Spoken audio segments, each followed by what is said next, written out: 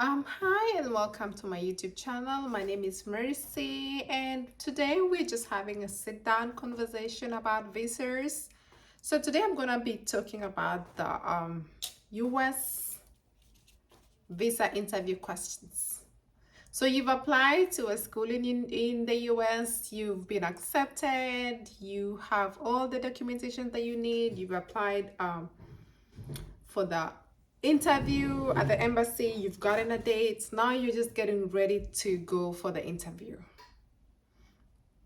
So you ask yourself, what questions are they gonna ask me because I need to get ready? So frankly speaking, um after my interview at the embassy, they can ask you three questions, two questions, and you either get it or you do not get it. By the time you go there, they've already reviewed your documents that you submitted, and they almost certainly have made a decision on whether they are going to give you the visa or not, depending on the documents that you submitted to them. So, as I said in my previous interview, sometimes the ranking for the the ranking for the school. So if you're going to MIT or you're going to a school that the ranking is not, up there, and you're going to do a course like business studies, when you get there, they will ask you, why do you want to do business studies in the United States and not in your country? I believe almost every country have a course in business studies. So that's a question that they might ask you. So you should be prepared to be able to answer why you want to do business studies in America and not your home country. Another question they're going to ask you is, which school are you going to? Which state is it?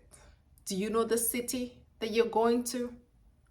Another question they can ask you is, where are you going to stay when you go to school? Are you going to stay in school? Do you have rented apartment that you already made plans? So those are the things that they will ask you. Sometimes they can ask you, who's going to fund your studies? So on your I-20, when you were applying, if you said your dad is going to fund your education, and today you're saying your sister, those are the questions that will make you not get a visa, because all the documents should be the same. And if you have copies of the bank statements for the person that you stated, you can show it to them if they ask.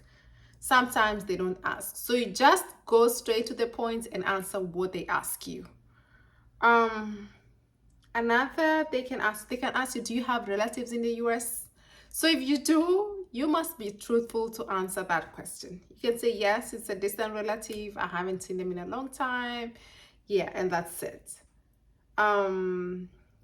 Another question they can ask you,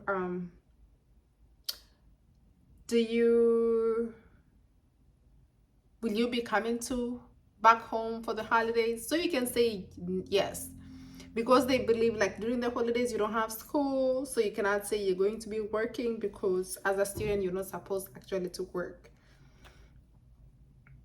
Another question they can ask you is like, why the US? Why don't you want to go to Canada? Why don't you want to go to Australia? There are so many schools that are cheaper here. Why do you want to, put your cousin that you say they're gonna fund your education instead of, doing it in this country? So you should have a valid answer to that. So you can say, the course that you're gonna do is not offered in your country, if it's a special course that is not offered in your country. Or you can say some of the courses, like I'll give an example of Kenya. Nursing, if you want to go to, what is it called, the colleges that they do in Kenya, if you want to go to college in university, they have a cutoff point for some courses. So if you got biology, you do not pass that well, you do not qualify to do nursing. So you can say that my passion has been to do nursing. I wanted to do nursing. I finished my high school. I applied to the nursing school here. I was not able to join because of my biology grades. But when I look up universities in America, they give me a chance to do that. you know. So you can say I applied to this school for nursing school and they accepted me with all the grades that I have. And I believe it's a chance for me to, explore a new country and do my studies there. So there are so many questions they can ask you. So at times when you go to the embassy, they can ask you 3 questions and that's it.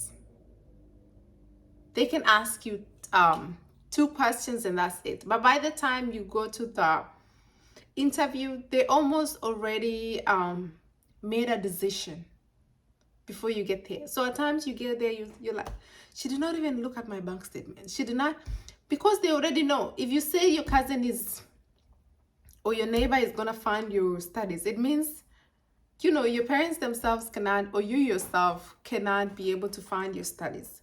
So that's a challenge for them. So there are some questions that they already made a decision.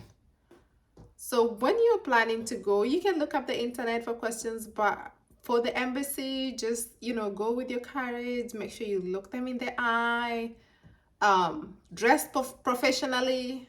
Some people, they would dress with a shirt that has an American flag. It's not allowed.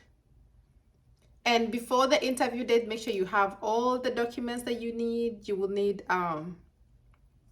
so when you apply, you fill out the DS-160 form and you make a payment. So you need a copy of the payment slip. You need a copy of the I-20 payment.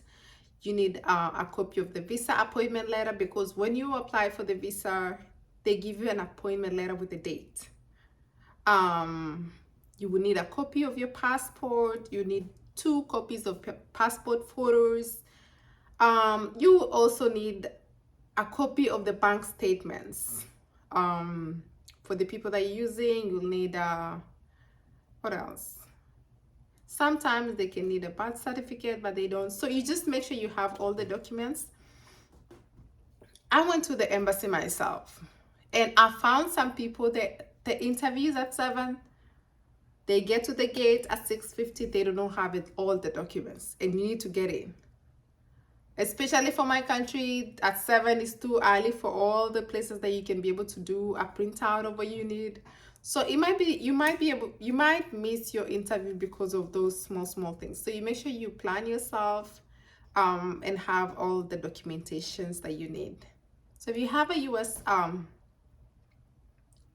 US appointment to go for an interview, I wish you all the best, and hopefully you can relocate to America and start your studies.